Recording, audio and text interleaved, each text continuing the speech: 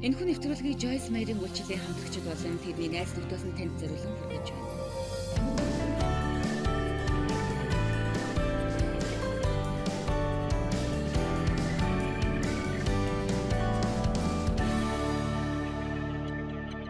Тийм ээ аваа, энэ харин үгэнд баярлалаа. Энэ үг бол маш чухал үг гэж би бодож байна. Энэ цаг бол амьдрал руу нэг асуудлуудтай нүүр тулж тэднээс ухтахаа болох цаг байна. Энэ бол таны хүсэл гэдгийг би мэдэж байна. Энэ асуудлуудыг шийдээсэй гэж та хүсэж байгаа. Асуудлаасаа айж эсвэл танаас нуугдаасай гэж та хүсдэггүй. Та биднийг зүгтаасай гэж хүсдэггүй. Харин ч биднийг нүүр тулж давж гараасай гэж хүсдэг. Тийм учраас та өнөө орой хүмүүсийн шийдэх хэрэгтэй байгаа асуудлууд болон хүн бүрийн зүрхэнд та хүрээрэй. Өнөө орой танд ажиллаа хийгээрэй, зөвхөн таалж чадна. Иесусийн нэрээр залбирч байна. Амин. Өнөө орой би та нартай хүмүүс асуудлаасаа зугтдаг, шийдэхийн оронд зугтдаг талаар ярихыг хүсэж байна. Яагаад гэвэл бидний амьдарч байгаа энэ цаг үед маш олон хүмүүс олон зүйлээс хариуцлагатай байдлаас зугтаж байна гэж боддог. Хүмүүс чаргуу ажиллахаас хүнд хэцүү зүйлсээс зугтаж байна. Тэд хүнд хэцүү байдлаас, хэцүү хүмүүсээс хол байхыг, төрөл бүрийн өвчин шаналлаас хол байхыг хичээж байна. Хин ч өвчин шаналлал дуртай байдгүй шүү дээ. Гэхдээ чөлөөлөгдөхийн тулд баг зэргийн өвчин заавал байдаг шүү дээ. Хүмүүс өөрсдөөсөө зугтаж байна. Маш олон хүмүүс бүр өөрсдийгөө ч мэдэхгүй байна. Тэд үннээс зугтдаг, өнгөрснөөсөө зугтдаг. Тэд ирээдүгээс айж байна. Харин Библи бидэнд зоригтой амьдр гэж заадаг. Тэрний дотор ямар нэгэн өчүүхэн зүйлээс айлгүйгээр зоригтой, хүчтэй байхыг, тэр үргэлж бидэнтэй хамт байгаа гэдгийг мэдэж зоригтой амьдрахыг хүсдэг. Бурхан бидэнтэй хамт байдаг учраас бид ямар ч зүйлтэй нүүр тулж бидний амьдралд байгаа ямар ч зүйлийг шийдэж чадна. Та бүхэн энэ зүйлд итгэж байгаа гэж бодож байна. Бид хүчтэй, зоригтой байхыг та нараас хүсэж байна. Энэ бүхэнд та итгэх хэрэгтэй. Хэрвээ та бүхэн энэ бүхэнд итгэж байгаа бол амин гэж хэлэхгүй юу?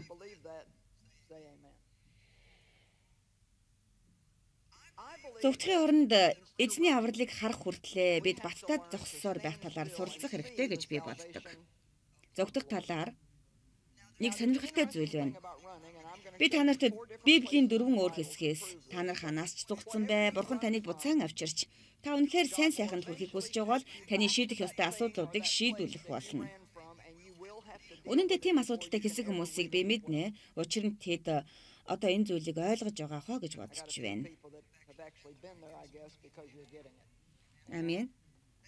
Тэгэхээр миний аав намайг хүчирхийлдэг байсан гэдгийг та нар мэдэн шүү дээ. Тэгээд би гэрээсээ зогтох юм бол энэ асуудал шийдэгдэнэ гэж бодож байсан. Гэтэл энэ бүх асуудлаа би аваад л явсан. Миний асуудал миний сүнсэнд байсан. Тэгээд чи би энийг шийдэхийг хүсээгүй юм байна гэдгийг хожим нухаарсан юм. Энэ бол үнэхээр гашуудалтай хэрэг.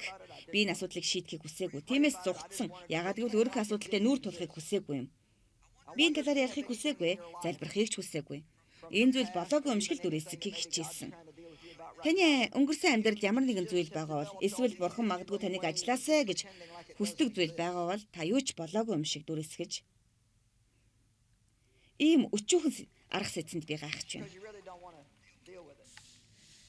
Тэгэхээр та асуудлыг үнэхээр шийдэхийг хүсэхгүй байгаа учраас юм. Тийм ээ, би та нарт нэг зүйлийг хэлье. Гიშгүүр дор шүүрдэх зүйл байна гэж ярьдаг да. Үнэн дээр энэ бол их аюултай зүйл юм. Та тэр зүйлийг харахыг хүсэхгүй гэдэг чинь тэр зүйл тэнд байхгүй болчихно гэсэн үг биш шүү дээ. Гэтэл зугтах биш, асуудлаа шийддэг байхаар Бурхан биднийг тусалсан. Тийм ээ, Яванда Бурхан надад хэлсэн энэ зүйлийг би хэн нэгэнд хий гэж санал болгож байгаа юм биш шүү. Харин Бурхан таныг яаж үдирдэн тэр зүйлийг хийгээрэй гэж хэлэх байна. Дахиад хэлье, Бурхан намайг хий гэж үдирдсэн тэр зүйлийг та нар хийх хэрэггүй. Харин Бурхан таныг үдирдсэн тэр зүйлийг л хийгээрэй. Бурхан биднийг өөр замаар үдирддэг юм шүү. Тэгээд би нэг өдөр залбирч байлаа. Цаг нь хараахан биш ээ. Гэхдээ цаг нь ирэх болно. Чиний явах цаг ирэх болно. Чи аавтайгаа нүүр тулах. Тэр чамд юу хийсэн талаар нь хэлэх цаг чамд ирнэ гэж Бурхан миний зүрхэнд хэлж байгааг би мэдэрсэн юм. Хэрвээ та нар телевизээр хүчирхийллийн талаар нэвтрүүлэг үзэж байсан бол ийм зүйл танд тохиолдож байсан бол эсвэл та ийм асуудал туулсан хэн нэгнийг мэддэг бол бүх асуудал ийм аимшигтэй нууц байдалтай үлдэгддэг. Хинт ч хэлж болохгүй шүү. Ээждээ битгийлээрэ хинч мэдэх ёсгүй шүү. Хүчирхийлэгч танд энэ бол сайн зүйл гэж хэлдэг ч нуух ёстой гэж хэлдэг. Тэгээд л ойлгомжгүй болгодог. Тийм учраас би амьдралынхаа турш тэр надад үлдсэн бүхэл зүйлийг нууж ирсэн. хэн нэгэнд хэлэхээс айдаг байсан.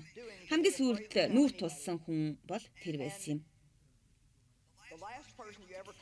Тийм ээ, нэг удаа би тэрэнд захиа бичээд тэр надад ямар муухай сэтгэл төрүүлж, ямар муухай зүйлийг хийдэг байсан талаар бичгтээ би ямар хэцүү байдалд орж шийтгүүлж байснаа санаж байна. Түүнээс хойш би дахин хизээч тэрэнд үг хэлэх оролдлого хийгээгүй. Хэдийгээр би үзэн ядаж миний ой гутж байсан ч энэ зүйлийг хийхээр хүчилсэн минь хамгийн их сэтгэл хөдлөсөн зүйл байсан гэж би боддог. Энэ бол хүчээр хийсэн хамгийн муу аргаар удирдсан зүйл байсан юм. Тэгэхээр бурхан надад үгээ хэлэх үед би явж очиод тэрнтэй нүүр тулж, тэрний хийсэн бүхий л зүйлийн талаар нээлттэйгээр ярьж, ямар их хор хүнөөл учруулсан талаар ярих ёстой байна гэж бодсон. Гэтэл үнэндээ энийг бодхоос ч аймаар зүйл байсан бөгөөд энэ дэлхий дээр миний хийхийг хүсэж байгаа хамгийн хэцүү зүйл байсан юм. Тэр өдөр бурхан миний зүрхэнд цаг нь биш байна, хэлэх цаг ирэх болно гэж хэлсэнд би үнэхээр баяртай байдаг. Тэгэхээр би өнөө өрөө та нартай бурхан таныг бэлэн байгаасаа гэж хүсэж байна. Та бүхэн эдгэрхийн тулд хийх ёстой зүйлээ хийхдээ ядчил та нар сэтгэл санаагаар бэлэн байхыг хүсэж байна шүү. Нэг зүйлийг та харж байна уу? Та тэр нэг зүйлээс зугтаж чадахгүй, нуугдаж чадахгүй, бас эрүүл болж чадахгүй. Бурхантай нээлттэй ярьж шийдэх ёстой гим нүгэл таны амьдралд байна уу? Эсвэл та буцаж очиод үнэхээр гомдоо чархлуулсан хин нэгэнд буцааж төлөх ёстой зүйл байна уу? Эсвэл хин нэгэн тантай зүй бусаар харьцсан уу? Тэгээд өөр хүмүүс өнөөдөр юу ч болоогүй юм шиг энэ дэлхий дээр амьдарч байна уу? Ямар ч асуудал байлаа гэсэн та тэднээс зугтаж чадахгүй. Магадгүй тэдний төлөө та тэдэн дээр буцаж очиод дүлгөөн байдлаар тэдний өмнө сууж байгаад тэд танд юу хийсэн талаар, танд ямар сэтгэл үлдээсэн талаар нүүр тулах хэрэгтэй байж магадгүй юм. Заримдаа ийм зүйлийг хийхгүйгээр эдгэрч сайжирна гэж байдаггүй. Та нар бүгдээрээ надтай адилхан шархтаж гэмтсэн гэж би бодохгүй байна. Гэхдээ та нар дотор ийм хүн байгаа бол би танарт нэг зүйл хэлье. Өнөөдөр орой би та бүхэндээ хэрэгжүүлэх зүйлсийг хэлж байгаа. Хүн нэг бүрт арга зам, хэлбэр, байр байдлыг хэлж байгаа гэж итгэж байна. Бас бусдыг хүчирхийлдэг, хяндаг хүмүүс ч гэсэн хэлж байгаа. Учир нь тэд бусдыг гомдоохоос айн шүү дээ. Хэн нэгэн таны амьдралын баяр баясгалан хулгайлахыг битгий зөвшөөр. Учир нь та тэдэнтэй нүүр тулж, та намайг хүчирхийлэх, намайг удирдах ямар ч эрх танд байхгүй шүү. Ийм зүйлээ үргэлжлүүлэхийг чинь би зөвшөөрөхгүй гэж хэлэхээс айдаг. Хин нэг нь амин гэж хэлэх үү? Юу гэж хэлэх гээд байна вэ гэхээр бид бурханлаг эрх мэдлийн дор байх хэрэгтэй, мөн дуулууртай байх хэрэгтэй. Гэхдээ энэ бол хин нэгэн таныг хүч чадлаар дадайлгаж, таныг хянаж, таны өмнөөс амьдралаар чинь амьдрах ёсгүй гэсэн үг юм шүү. Бид бүхэн бурхны тааллыг эрен хайхч байх ёстой болохоос биш хүний тааллыг хайхч байх ёсгүй. Тэгэхээр энэ зүйлийг бурхан надаар хийлгээгүүд би талархдаг байсан. Ягаад гэвэл би бэлэн эсгээ мэдрэхгүй байсан гэж боддог. Харин хэрэг хугацаа өнгөрснийг би мэдэхгүй. Хэдэн жилийн дараа би нэг орой бурхантай цаг гарган сууж байсан. Залбирч явах үедээ би ариун сүнсний цаг нь ирсэн гэж хэлэхийг сонссон юм. Бурхан минь тийм ээ би чичирч айж сандарсан. Дээр надтай хамт явсан юм. Тэгээд би явж очиод аавынхаа өмнө суулаа. Мэдээч хэрэг ээж минь гэрт байсан. Тэр хэрхэн хүлээж авч яах болоо гэсэн бодол надад байсан. Яагаад гэвэл тэр гэрт нь болж байсан асуудал болон өөрийнхөө асуудлыг шийдээгүйгээс болоод сэтгэл санааны өвчтөй болсон байсан юм. Тэрний өвчнийг дахин хөдлөхийг хүсээгүй. Намайг хизээч хамгаалаагүй ээжигээ хамгаалахыг би хичээж байсан юм. Энийг сонин зүйл байгаа биз? Хэрвээ танд ийм эдрэтэ зүйл болсон бол та яах байсан бэ? Тэр хизээч намайг хамгаалж байгаагүй. Харин одоо би тэрнийг хамгаалахыг хичээж байна. Тэгэхээр автайгаа уулзна гэдэг бол нэлээд хүндхэн дүр зураг бөгөөд би тэрэн лөө хараад таны надад үйлцсэн зүйлийн талаар бид ярилцах хэрэгтэй байна гэж хэлсэн юм. Тэр уурлаж хамаг байдаг зүйлээрээ над руу эргүүлээд галдаж эхэлсэн. Тэгээд чи энийг хүсээ юу гэж бөө юм болсон. Энийг инээдтэй шүү. Та намайг айлгадаг байсан. Би таныг үзэн яддаг.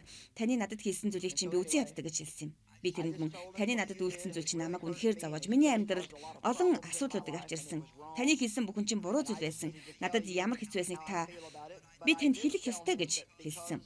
Гэхдээ тэрэнд үзүүлсэн миний энэ үйлдэл бол бурхны хайрын улмаас байсан юм. Би тэрнийг уучлахыг хүсэж байсан, бас энэ асуудлыг шийдэхийг хүссэн. Тэгэхээр энэ үйлдэл бол тэрнийг эдгэх боломжтой бөгөөд тэр зүхтах хэрэггүй бас нуух хэрэггүй болсон юм. Тийм энэ асуудал миний хүсэж байснаар дуусаагүй. Гэхдээ би бурханд дуулууртай байсан учраас хэрвээ би хэн нэгэн намайг айцаар удирдах, хүчээр далайлгаж, намайг удирдахыг зөвшөөрсөөр байх юм бол хизээч нэгдэхгүй байж болох эрхчлөөний хаалга надад нээгдсэн юм. Бид бурхныг хүндэтгэн эмээхээс илүү хүнээ сайхан бол бурхан тиймч баяр хөөртэй биш байдаг. Бурхнаа сай гэж би хэлээгүй шүү. Харин энэ зүйлийг шийдэх цаг болсон гэж бурхан хэлэх юм бол энэ шийдэх цаг болжээ гэж. Бас бид энийг хийхгүй бол бидний амьдрал эдгэрэл болохгүй гэдгийг мэддэг байх хэрэгтэй. Өнөө өглөө Би энэ үгийг хэлсэн. Гэхдээ би та нарын олонхын төлөө дахиад хэлмээр байна. Би та нарт өнөөдөр орой иш үзүүлгийн үгтэй хэлсэн. Энэ бол цаг нь байна. Гişгүүрд орж ирсэн тэр зүйлсээ гаргаж ирэх цаг болжээ. Өөрийнхөө асуудлыг та өөрөө чиххийг хүсээгүй. Гэхдээ асуудлуудаа шийдэх цаг болжээ. Хэрвээ та асуудлуудаа шийдэхгүй бол асуудал чинь таныг шийдэх болно ш. Асуудлууд таны баяр хөөргийг хулгайлж, таны дотоод руу улам бүр гүн үндэслэж, гүн гүнзгий асуудлуудын шалтгаан нь болно шүү. Бид ямар нэгэн зүйлээс сувтах эсвэл нуугдахыг хүсдэггүй. Тэрч байтугай хувцсын шүгэгээ гаргаж хаях хэрэгтэй байсан ч эсвэл гэр орон маань балгас мэт болсон байсан ч бид зүхтах юм уу нуухыг хүсдэггүй. Бүх зүйл биднээс холд авсан юм шиг амьдрахаа болцгоё. Харин Христ дотор хинбэ гэдгээ. Тэр бол Мануэль. Бурхан бидэнтэй хамт байгаа. Тэр бидний дотор байдаг. Бидний дотор байг чинь илүү агуу гэдгийг таньж мэдэж амьдрцгаая. Тэрний талаар зөвхөн л дуулахаа болцгоё. Харин тэрүүгээр амьдрцгаая. Амен. Тэгэхээр би нэг зүйлийг олж мэдсэн юм. Тэр бол би эдгэрч урагшлахын өмнө Бурхан намайг буцаан явуулаад зарим зүйлстэй нүүр тулгаруулдаг. Миний хувьд аав шиг ман зүйлс хийдэг зан чанартай хүмүүстэй харилцахад асар том бэрхшээл надад байсан. Хэрвээ таныг яг тийм зан чанартай хэн нэгэн өсгөөд тантай үнэхээр зүй бус харьцсан бол та ч гэсэн магадгүй миний үйлдэлсэн шиг л хариу үйлдэх байсан. Тийм ээ, миний ээж харийн тал дээр маш сул дорой байсан бөгөөд тэр аавын асуудлыг шийдэхийг хүсээгүй. Тэрж байтугай аав юу хийдэг байсныг мэдчихсэн. Тийм л учраас би сул дорой байхыг үзэн ядаж өссөн юм. Би сул дорой байдлыг жигшин зэвүүцдэг. Хэн нэгэн би чадахгүй ямар хэцүү юм бэ гэж гингэнхийг би сонсохыг хүсдэггүй ч байсан. Ийм зүйл намайг үнэхээр ууртай болгодог бөгөөд би ийм байдлыг төвчж чаддаггүй юм. Тэгэхээр би бурхан минь намайг ивэгэж би өөрийнхөө хүссэн зүйлээ хийх болно гэж хэлдэг хүмүүсийн нэг болсон юм. Тийм ээ. Тэрэнд сайн тал байгаа. Учир нь би маш их ачаалал дааж, их зүйл хийж, өнөөдөр ч гэсэн би хийж байна. Гэхдээ энэ бүхэн тэнцвэрээ алдахыг, энэ дэлхий дээр байгаа бүх хүн надтай адилхан байх ёстой гэсэн мэдрэмж, эсвэл хүч чадалгүй байдлыг үзэн ядах ч юм уу, ямар нэг байдлаар тэнцвэрээ алдахыг би хүсээгүй. Би аавынхаа хувь хүний чанарын талаар маш их асуудалтай байсан. Тэгэхээр би хүмүүстэй харилцах хоёр арга замтай байсан. Удирдах, хянаж чадах хүмүүстэй харилцах, эсвэл надаас илүү хүчтэй хүмүүстэй харилцаж, тэр хүмүүс намайг аав шиг нь хүчээр талайлахыг зөвшөөрөх. Өөрөөр амьдрах зам байхгүй. Харин бидэнд өөрөөрөө байх, бурхан биднийг хэрхэн бүтээсэн тэр байдлаараа байх, өөрсдөө шийдвэр гаргах, өөрсдийнхөө амьдралаар өөрсдөө амьдрах эрх чөлөө хэрэгтэй. Бид бурханд таалагдж амьдрах ёстой болохоос биш, өнгөрснөөрөө удирдуулж, өнгөрсөн амьдрал юм уу хэн нэгэн хүн биднийг удирдах, хянаж, хүчирхийлэх ёсгүй. Бид энийг зөвшөөрөх ёсгүй юм. Амен. Хэн нэгэн чамд юу хийсэн хамаагүй. Чи тэр зүйлийн төлөө үлдсэн амьдралдаа шаналж заах хэрэггүй. Тэгэхээр гол зүйл бол чи ямар нэгэн асуудлаас зугтлаа гэхэд бурхан чамайг гарцаагүй буцаан авчирч нүүр тулах нөхцөлийг өгөх болно. Үйлс номын 7 дугаар бүлэг 22 дугаар ишлэлдэр Мос Египтийн бүх эрдэмт боловсрч ажил үйлс үг яриагаар хүчтэй ир болжээ. Харж байна уу? Бурхан Мосег өөрийнхөө төлөө хэдэн жилийн дараа өөрийнхөө хийх ажлын төлөө бэлтгэн сургажээ. Тэгэхээр магадгүй та нарын зарим нь өөр зүйл хийхийг мөрөөддөг учраас одоогийн хийж байгаа ажлаа хэрэгцээгүй зүйл гэж бодож иж болох юм. Гэхдээ бидний хийж байгаа бүх зүйл маань дараагийн хийх ажлын маань нэг хэсэг нь болж байдаг юм шүү дээ. Та бүхэн энийг мэдэж байгаа бах.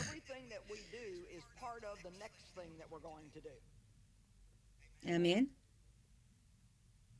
Харин нас 40 дөхөх үед Израилийн хөвгүүд нутгийн ах トゥ нартайгаа уулзах бодол тэрний зүрх сэтгэлийг эзэмдэв. Тэр бусдад туслах хүсэлтэй байсан. Энэ бол үнэхээр сайн зүйл байсан. Тэдний нэгэн шудраг бусаар доромжлогдож байгааг тэр хараад тэрнийг хамгаалж, Египт хүнийг цохин унгаж, өнөөх дарлагдсан хүний өшөөг авчээ. Тэд ойлгоно гэж бодсон боловч би энэ ишлэлд маш их дуртай, яагаад энэ хэсэгт их дуртай байгаа талаараа би та нарт маргааш ярих болно. Бурхан тэдэнд өөрөөр нь дамжуулж аврал сойрхож байгааг ах トゥ нар ойлгоно гэж тэр бодсон боловч ойлгосонгүй. Юу гэж Бурхан намайг энэ үйлчлэлд дуудах үед хүн бүр л алга дашин баяр хүргэндэ гэж би бодож ирсэн ч хүмүүс тэгээгүй. Тэд намайг ойлгоогүй. Тэд баярлаж хөөрөөгүй. Яг миний хүсэн хүлээж байснаас тэс өөр байсан юм. Таны бодож байснаас эсрэг зүйлийг хүмүүсээс авч ирсэн үү? Юу гэж хүмүүсийн алга таших, баяр хүргэх хэсгээр суйрлаж бид шийдвэр гаргаасаа гэж Бурхан хүсдэггүй. Харин тэр биднийг хийгээсэй гэж хүсэж байгаа гэдэгт итгэдэг учраас шийдвэр гаргадаг байхыг Бурхан хүсдэг юм. Зарим хүмүүс эзний дотор хүчтэй бат итгэлтэйгээр босч энэ дэлхийн түгээмэл санаануудаар өөрийгөө удирдуулахаа, хүчин давтаахаа зогсох цаг үе одоо ирсэн байна. Маргааш нь тэр хоорондоо зодтолдогч хоёртой уулзав. Мосе тэднийг эвдрүүлэхийг хичээн эрчүүдээ та нар чинь ах дүү нар байж юунд бие биенээ гэмтэн вэ гэжээ. Гэтэл хөршөө бэртэж байсан нэг нь тэрнийг түлхэж хэн чамайг бидний захирагч шүүгч болгосон юм. Өчигдөр Египт хүнийг алсныхаа адил чи намайг алах гээ юу гэсэн юм. 29 дугаар ишлэл. Энэ үгнээс болж Мосе аюулгүй газар эрен хайв. Энэ нь юу гэсэн утгатай үг вэ гэхээр энэ үгнээс болж Мосе зүхтэн Медианы нутагт харь хүн болон амьдарч байхдаа 2 хүүгийн эцэг болжээ. 40 жил өнгөрсний дараа одоо тэр 80 настай болсон байна. Өө тэнгэр минь. Зүгтснараа маш их цаг хугацаа алддаг. Цүлд бурхан тэрэнд үзэгдлээ. Өнөө оройн миний та нарт хуваалцах 4 чухал зүйлс дээр анхаарлаа хандуулаасаа гэж хүсэж байна. Юу гэхээр эдгээр зогтож байгаа хүмүүс ихэнхдээ цүлд ирдэг. Та нар надтай хамт байна уу? Цүл бол хуурай, аимшигтай, хөөрхөлөлтэй газар. Амьдралд чинь байгаа ямар нэгэн зүйл таатай санагддаггүй бол энэ нь өөр бусад асуудлуудыг бий болгодог. Та хийж байгаа зүйлдээ дургүй байгаа бол яаж иж байгаад та шалтгаан болж эсвэл бусдыг буруутгадаг. Бид ямар нэгэн зүйл рүү яваад байгаа боловч яаж хүрэх хэрхэн очихоо мэдэхгүй байна.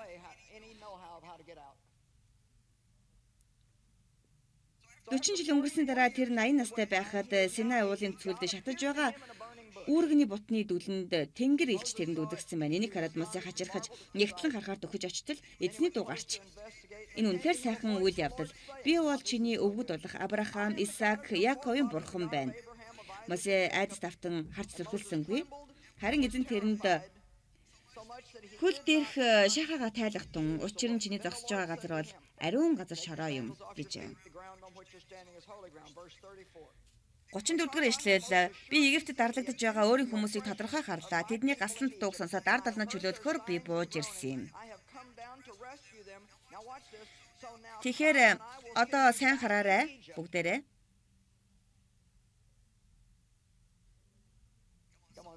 Сайн харах хэрэгтэй шүү. Одоо яав би чамайг Египт рүү илгээж гин гэж зайлвэ. Та нар хашгирах ёстой. Харж гэнэ үү, ямар нэгэн зүйлсээс бид зугтсан бол хэрхэн чөлөөтэй байж чадах юм бэ? Бид яаж чөлөөтэй байх юм? Энэ асуудлаа хязгаарч шийдэхгүй байх нь бидний итгэл найдвар юм гэж юу? Асуудлыг хязгаарч дахин сөхөж тэрнтэй зууралдахгүй байх нь бидний зорилго юм бол муу ёрын сүнс энэ асуудал дээр өнцөг болон бүрт ажиллах болно гэж би баталмаар байна. Гол асуудалтай буцаж ороход та асуудалтайгаа нүүр тулахаас айх хэрэггүй. Айцыг хөөн залуулах цорын ганц арга бол асуудалтайгаа нүүр тулан уулзах юм. Айж байсан ч энэ зүйлийг хийхэд суралцах хэрэгтэй. Би аавынхаа өмнө сууж байхдаа айж байсан. Сандарч байсан, чичирч байсан. Гэхдээ би энэ зүйлийг шийдэхээс нааш би өөр тишээ зүглэх боломжгүй байсан юм. Хэрэгчлөөнд хүрэх цорын ганц зам бол асуудлаа шийдэх. Үнэн таныг чөлөөлөх болно. Гэхдээ эрхчлөөтэй болохын тулд үннийг та амьдралдаа хэрэгжүүлсэн цагт шүү дээ. Мосе Египтээс зугтсан. Харин бурхан тэрнийг Египт рүү буцаан илгээж байна. Эхлэл 16 дугаар бүлэг 8-9 дугаар ишлэл. Та нарын зарим дугуй буцаад эргэж байгаа гэдгийг би мэдэж байна. Та энэ зүйл миний амьдралд яаж хэрэгжих болоо? Над дээр яаж хэрэгжих юм болоо гэж бодож байгаа. Бурхан та нарт энэ талаар харуулж өгнө гэдэгт би итгэлтэй байна. Зарим хүмүүс асуудлуудаа маш хол дарж бушилсан байдаг. Маш олон үе давхаргын дор асуудлууд байгаа ч өвтгөж заваасан хэлбэр олон өвчний шалтгаан босоор байдаг ч тэдний амьдралд асуудал байна гэдгийг хүмүүс мэдгчгүй амьдарч байна гэж боддог. Эхлэл 16-гийн 8-9. Тэгэхээр та нар мэдэн шүү дээ. Энэ бол Авраам Сара хоёрт бурхан хүүхэд амласан. Гэсэн ч Сара тийм хурдан жирэмсэн болсонгүй. Олон жил өнгөрөхөд тэр урам хугарч махан биеийн дагуу хүний арга замаар нэгэн шилдэг санаас эзэн өөрийн шивгчин бүсгүйг өөрийн нөхөртөө өгөх байсан юм. Та нар лав тэрнээс хавьгүй ухаантай байх боломж байсан гэж бодож байгаа. Гэсэн ч тэр ухаантай байж чадаагүй. Тэгээд л хагарж ирэмсэн болж Сарагийн эсрэг хандлага гаргаж эхэлсэн. Өнөөдрийн нөхцөлд бол би жирэмсэн харин чи тийм биш гэсэн маягтай байсан баг. Тэгэхээр Сара асуудлыг ойлгож цаашид хагаартай хамт байхыг хүсээгүй учраас Авраамаас тэрнийг салгахад хүргэсэн. Тэрнийг зовоосон. Харин Авраам тэрнийг орхиогүй. Харин тэр нөхцөл байдлаас зүгтсэн гэж 6 дугаар ишлэлдэр өгүүлдэг.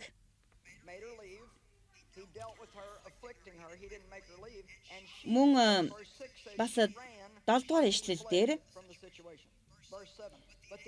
эзний тэнгэр элч цөлийн нэгэн булгийн дэрэгдээс тэрнийг олжээ. Хаанаас олсон бэ? Хаанаас гисэн бэ? Цөлөөс. Шур хүрэх замдах булгийн дэрэгдээс хагаарыг олж Сарагийн зарц бүсгүй хагаараа чи хаанаас ирсэн бэ? Хаашаа явж байгаа юм бэ гэсэнд тэр би өөрийн эзэгтэй Сарагаас зугтаж явна гэж хариулжээ. Бурхан юу хийснийг сайн анхаараарай. Тэр би чамайг ойлгож байна. Хурдан зүгт гэж хэлээгүй. Харин эзний тэнгэрлэгч тэрэнд чи эзэгтэйдээ буцаж очиод гарын дорн дуулууртай бай гэсэн юм. Ямар гэж үгүй. Тэр эмэгтэй зүй бусаар харьцаж байгаа шүү дээ. Тийм л учраас зүгтэж байгаа шүү дээ. Инкээс өөр арга зам байгаагүй. Би танарт нэг зүйл хэлье. Танд тааламжгүй байгаа учраас тэр газараас гарч явсан гэдэг нь Бурхан таныг гарч явахыг хүссэн гэсэн үг биш шүү.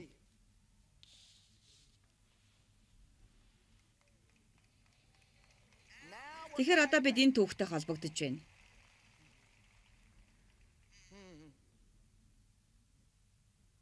Тэгэхээр тухайн газрыг орхих цаг байдаг. Гэхдээ та дуртай байгаа учраас биш ээ. Харин Бурхан таныг явуулдаг юм. Бурхан Авраамд яв гэж хэлсэн. Чи төрсөн нутгаа, төрөл садангаа, эцгийнхээ гэрээг орхиж, миний чамд зааж өгөх газар руу яв гэж хэлсэн. Тэр бүгдээрээ хуурамч шүтэн шүтгчд байсан бөгөөд тэдний нөлөөнөөс холтохооснааш Бурхан Авраамд юу ч хийж чадахгүй байх байсан. Магадгүй Бурхан таныг бурханлаг бус найзуудаасаа холд гэж хэлж болох юм. Таныг гим хийхэд хүргэдэг ажлаасаа гар гэж хэлж болох юм. Гэхдээ бид тухайн газараас явах үедээ зүй зохистой харилцааг хүртэх ёстой хүмүүс.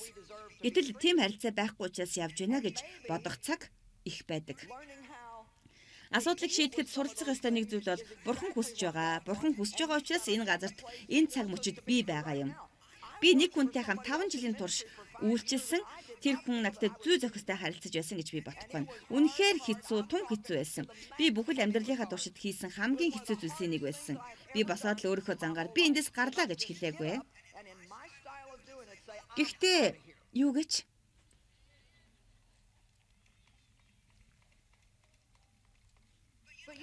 Тэгж хэлэх амархан байж болох юм. Гэхдээ л аавтай адилхан зан чанартай хэн нэгнээс зайлсхийж болох байсан. Бурхан надад халамж анхаарал тавихыг хүлээхийн оронд би өөртөө анхаарал халамж тавьж болох байсан. Та нар байна уу? Би нэг л зүйлийг мэдэж байсан. Тэр бол зөнгөөрөө Бурхан намайг явахыг хүсэж байна гэдгийг би мэдэж байсан. Та ямар нэгэн зүйл хийхийг хүсэж байгаа учраас гэдэг нь та хийн гэсэн үг биш шүү дээ. Би дахиад хэлэх үү? Та ямар нэгэн зүйлийг хийхийг хүсэж байна гэдэг нь хийчихнэ гэсэн үг биш. Жишээлбэл бид Бурханд дуулууртай байх хэрэгтэй гэвэл гэрэлтнийхээ дараа надтай хамт байх нь Дэвид амархан байсан гэж та нар бодож байна уу? Тийм байгаагүй. Дэв салах тухай үнэхээр нухацтайгаар бодож байсан гэж би бодохгүй байна. Гэхдээ нэг өдөр Дэв над руу дөхөж ирээд хэрвээ чи ийм байдлаар байсаар л ахым цаашид юу болохыг би мэдэхгүй байна гэж хэлсэн юм. Би Дэвийн ингэж хэлсэн надад яг чи ийм байдлаа үргэлжлүүлвэл би явах болно шүү гэж хэлж байгаатай ижилхэн байсан юм. Би тиймэрхүү байдлаар харьцах хүн биш гэдгийг мэдчихсэн. Тэр гэрлэх ёстойгоо эцэг хүртэл тууштай байх ёстойгоо зүрхэндээ мэдэрдэг учраас надтай гэрэлсэн юм. Бурхан итгэлээр өсөж төлөвлөсөн нэгнийг тусламж хэрэгтэй, эмтэрсэн нэгний төлөө ашиглах болно гэдэгт би итгэдэг юм.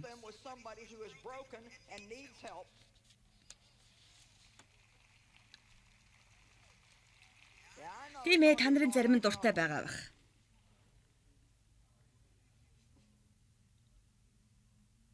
Өөх, Бидний энэ нийгэмд бид тав тухтай байдлын донтонгод болчихсон байна. Харин Библиэд бидэнтэй тааламжтай байна уу үгүй юу, ая тухтай байна уу үгүй юу хамаагүй цагаа олсон ч олоогүй ч Бурханд үйлчил гэж хэлдэг. Бид нүр тулах ёстой асуудлаасаа зугтах хандлага бидний олонход байдаг гэж боддог. Та зугтаж байгаа харин Бурхан таныг нүр тул гэж хэлж байгааг та мэддэг.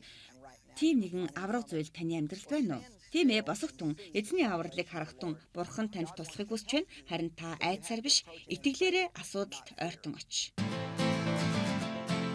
Бурханы амар тайванг өөрийн зүрхэндээ хүлээн авах Joyce Meyer-ийн амар тайван тогтмол ном танд туслана. Хэрвээ та энэ номыг бэлэг болгон авахыг хүсвэл өөрт боломжтой бүхэл хэлбэрээр бидэнтэй холбогдоорой.